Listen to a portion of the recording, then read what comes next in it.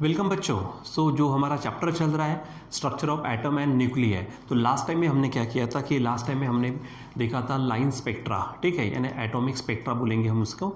तो वहाँ पर हमने देखा था यहाँ इस तरह से हमारे पास में जो अलग अलग सीरीज़ हमने देखी थी, जैसे लाइमन सीरीज़ था, बाल्मर सीरीज़ थी, पैशन सीरीज़ थी, ब्रैकेट सीरीज़ थी, उसके बाद फन सीरीज़ थी, ठीक है। उसके बाद में हर एक एनर्जी लेवल की अलग अलग एनर्जी होती है, जैसे पहले की एनर्जी है, दूसरे की है, तीसरे की है, चौथे की है, इस तरह से वो एनर्जी लेवल डायग्राम हमने देखी थी, ठीक है।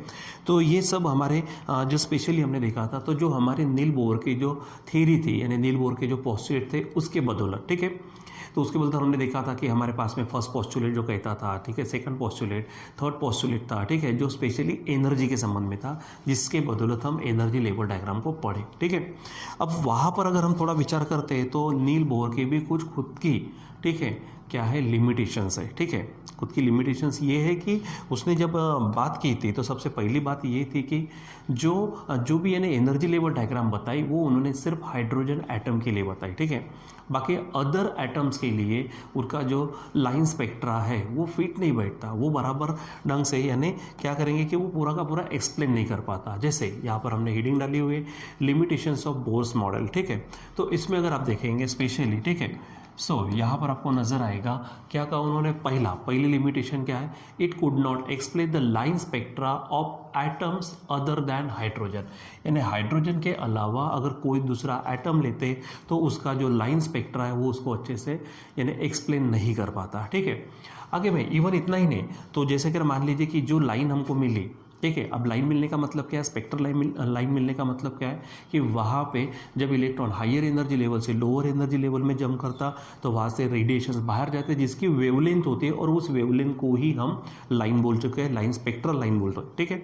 तो वहाँ पर कैसे सेपरेट लाइन होनी चाहिए, लेकिन क्या है कि ऐसा भी ऑब्जर्व किया गया है, ठीक है। तो ऑब्जर्वेशन ये कहता है कि उस लाइन के आसपास यानी सेपरेट लाइंस मिलना चाहिए, तो वहाँ पे उसके और भी कुछ कंपोनेंट्स मिलते जिसके की वजह से और धुंधला सा हो जाएगा, तो वो भी ये एक्सप्लेन नहीं कर पाता। क्या कहा उन्होंने, even for hydrogen more accurate study of the observe spectra showed multiple components in the same line, ठीक है।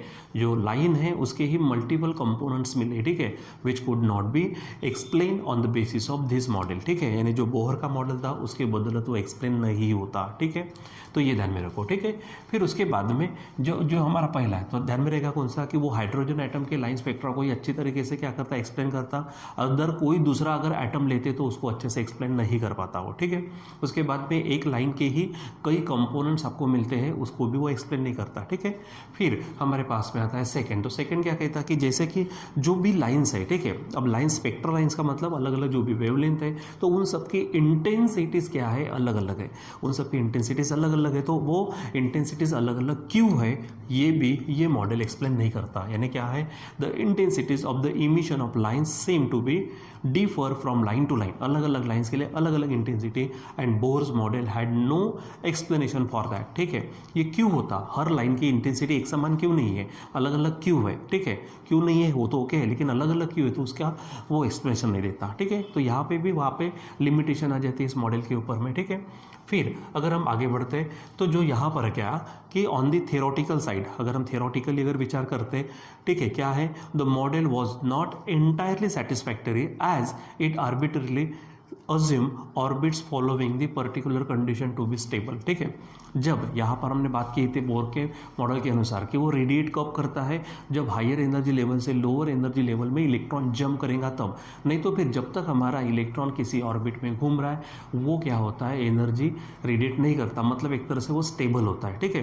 तो ये स्टेबिलिटी जो है, स्टेबिलिटी कंडीशन जो है ऑर्बिट की, उसको भी थियोरटिकली तो बता दिया लेकिन एक्सप्लेन करना नहीं हो पाया। There was no theoretical basis for this assumption, ठीक है, कि वो ऑर्बिट स्टेबल है क्यों, ठीक है। तो उसका भी कुछ एक्सप्लेनेशन इस मॉडल के अनुसार नहीं मिलता, ठीक है। यहाँ पर जब हम बात करते हैं कि ये दोनों तीनों वैसे देखा जाए तो लाइन स्पेक्ट्रा बताया, बहुत सारी चीज़ मानने लायक है, बहुत सारी चीज़ बताई भी, ठीक है, लेकिन कुछ 2-3 लिमिटेशंस है जिसके कारण थोड़ा सा क्वेश्चन मार्क आ जाता कि ऐसा क्यों। तो यहाँ पर बोहर ने जो कंसेप्ट धरी थी, ठीक है, कौन सी, कि वहाँ पर जो इलेक्ट्रॉन घूम रहे उसको पार्टिकल नेचर के अनुसार देखा गया। यही अगर चीज़ अगर हम डी ब्रोगली के हिसाब से, डी ब्रोगली बोलो या फिर डी ब्रॉय बोलो, ठीक है, उसके अनुसार अगर देखते तो वो ये कहता कि आप इलेक्ट्रॉन को पार्टिकल नज़र से देख रहे हो, इसके कारण ये लिमिटेशंस आती है, ठीक है। तो उससे अच्छा कि आप उसको किसके नज़र से देखो कि हमारा वो इलेक्ट्रॉन वेव नेचर शो करता है। और वैसे भी डी ब्रॉय ने यानी डी ब्रोगली ने क्या कर दिया था हमको, इलेक्ट्रॉन, जब वो इलेक्ट्रॉन है तो electron is associated with the wavelength, ये हमने लास्ट टाइम में देखा हुआ है, यानी वो वेव नेचर भी शो करता है, ठीक है। तो वेव नेचर के अनुसार अगर शो करते हैं तो शायद इनकी जो लिमिटेशंस है वो थोड़ी सी हट जाएंगे, ठीक है। यानी डी ब्रॉय के अनुसार क्या है कि आप पार्टिकल यानी जो हमारा इलेक्ट्रॉन है जो ऑर्बिट्स में घूम रहा है, आप उसको क्या समझो, पार्टिकल ना समझते हो, आपको वेव नेचर के अनुसार जाओ, ठीक है। फिर वो क्या कहता है कि जो हमारी जैसे अगर मान लीजिए कि जैसे यहाँ पर मैं थोड़ा ये ले लूँ, ऑर्बिट ले लो, ठीक है। तो मान लीजिए कि हमारे पास में ऑर्बिट है, ठीक है, और यहाँ पर क्या हो रहा है कि कोई एक आधा इलेक्ट्रॉन, ठीक है, इसके अराउंड मान लीजिए कि ये सेंटर है, ठीक है, और इलेक्ट्रॉन यहाँ पर क्या है घूम रहा है, ठीक है। सो ये जो ऑर्बिट की लेंथ है अगर वो यहाँ से शुरू करता है, यहाँ से शुरू करते करते करते करते जब वापस यहाँ तक आ जाएगा तो एक सरकमफ्रेंस कंप्लीट होगा, यानी एक, ठीक है, एक चक्कर।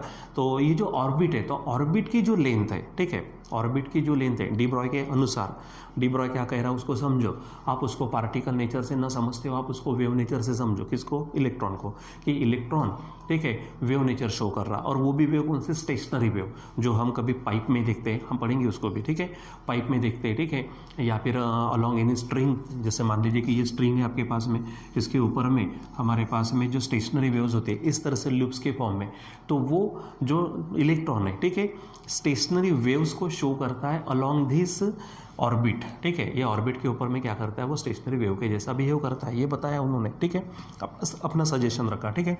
यानी वो किस तरह से मिलेगा आपको,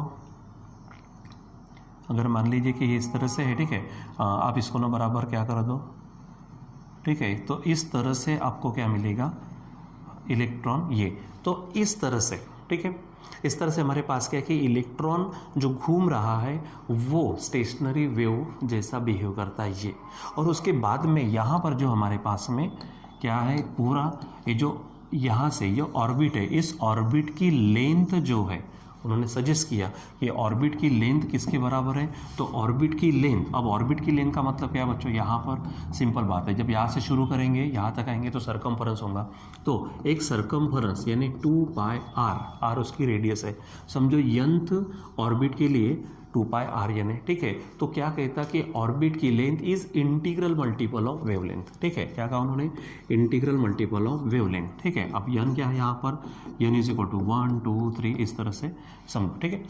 अब यहाँ से मैं क्या करूँ कि लैम्डा निकाल दो तो 2πrn, ठीक है, अपॉन n हो जाएगा, ठीक है।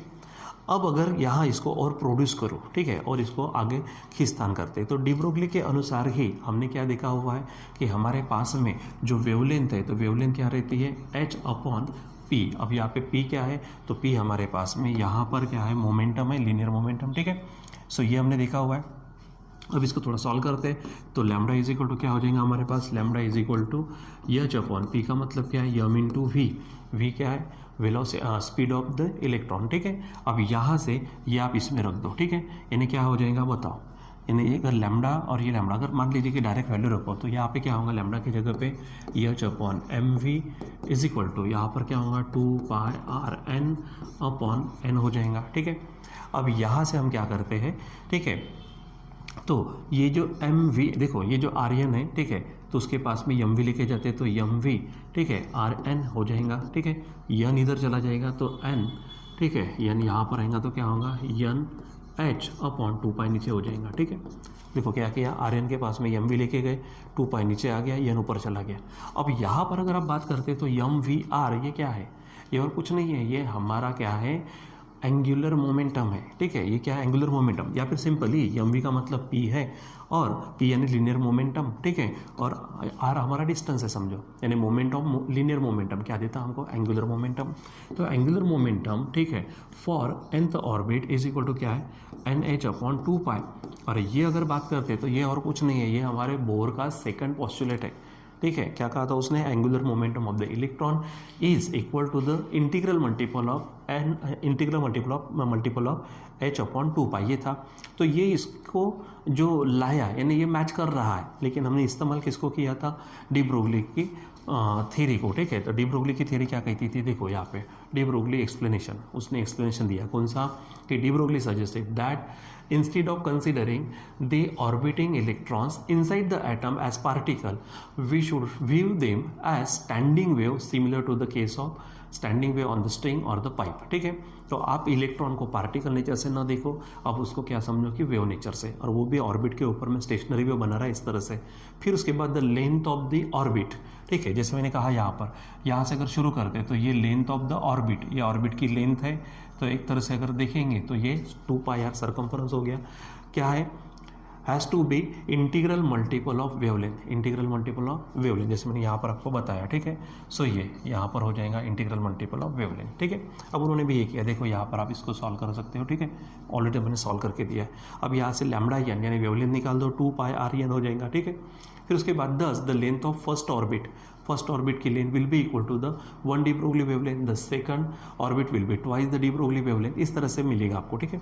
इसको जब सॉल्व करते करते जाएंगे तो यहाँ पर आप फाइनली देखेंगे क्या चीज़ है यहाँ पर, कि L इज इक्वल टू, ठीक है, पी आर यानी क्या है, वो मोमेंट ऑफ लीनियर मोमेंटम, यानी सिंपली आप उसको एंगुलर मोमेंटम बोलो, और कितना आ जाता है वो NH अपॉन 2 पाई, ठीक है, which is the second postulate of Bohr model. Therefore considering electron as a wave give some theoretical basis for this second postulate made by Bohr, यानी बोहर ने जो सेकंड पोस्टुलेट दिया था, अब उसके पीछे कैसा थियोरेटिकल उसने बोल दिया, अजम्पशन है उसका, ठीक है, कि एंगुलर मोमेंटम इलेक्ट्रॉन का H अपॉन 2 पाई के इंटीग्रल रहता है, यानी NH अपॉन 2 पाई, ठीक है। लेकिन उसको थोड़ा सा प्रूफ दिया, ठीक है, किसने, अपने डी ब्रोगली ने, वेव थ्योरी के भरोसे। अब वेव थ्योरी का भरोसा मतलब क्या है, कि हमारा इलेक्ट्रॉन पार्टिकल नेचर न शो करते हुए वेव नेचर शो करता उसके बदौलत, ठीक है। तो यहाँ पर जब आप इसको सॉल्व करके जाएंगे और फाइनली जब यहाँ पे पहुँचेंगे तो जो सेकंड पोस्टुलेट है वो सेकंड पोस्टुलेट यहाँ पे एक्सप्लेन होता है, लेकिन कौन से नेचर से, वेव नेचर से, ठीक है। तो ये थोड़ी चीज़ें आप यहाँ पर ये ध्यान में रखेंगे, ये लिमिटेशन ऑफ बोर मॉडल है, ठीक है। उसके बाद में यहाँ पर हमारे पास डी ब्रोय का उसके ऊपर एक्सप्लेनेशन है, जो सेकंड पोस्टुलेट को अच्छे से क्या करता है, एक्सप्लेन करता है, ठीक है। सो ये चीज़ें आप ध्यान में रखेंगे थोड़ा। इसके बाद में हम जो एटम्स और न्यूक्लिया ये चैप्टर है उसमें से एटॉमिक यानी एटम्स के संबंध में कुछ पार्ट हो गया, अब न्यूक्लियस के संबंध में कुछ पार्ट देखेंगे हम नेक्स्ट क्लास में, ठीक है। तो आज के लिए बस इतना ही, बाकी हम कंटिन्यू करेंगे बाद में। Till then bye.